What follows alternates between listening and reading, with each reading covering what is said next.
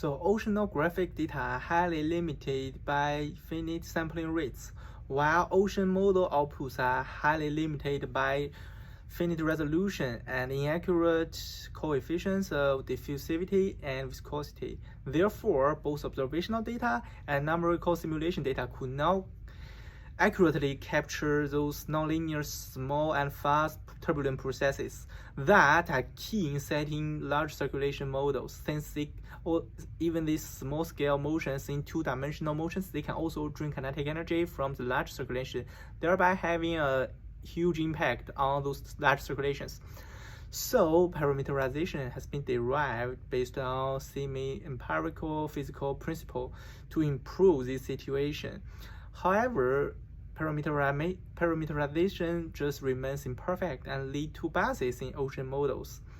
I'm willing to devote myself to leverage Python-based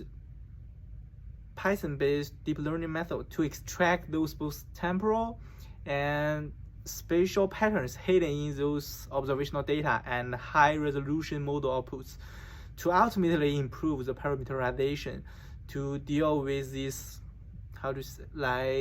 subgrid processes. A favorite math equation would definitely be Navier-Stokes equation, but in its Fourier space form.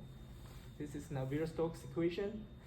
The velocity change is controlled by pressure gradient, external force, and molecular viscosity. But if we apply a fast Fourier transform onto this equation, we'll get its Fourier form. And this is nonlinear term in the Fourier space, pressure gradient, and molecular viscosity. And if we multiply another wave quiver onto this equation, we'll get its kinetic energy control equation. It's controlled by nonlinear term and molecular viscosity. And due to velocity quiver multiplying pressure terms equals 0. And at ocean mesoscale and submesoscale range, which approximately equals the inertial range in turbulence, which means viscosity equals 0.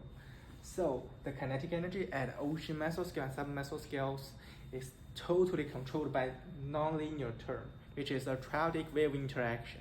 This equation is what now I'm using to calculate the ocean kinetic energy transfer between different scales.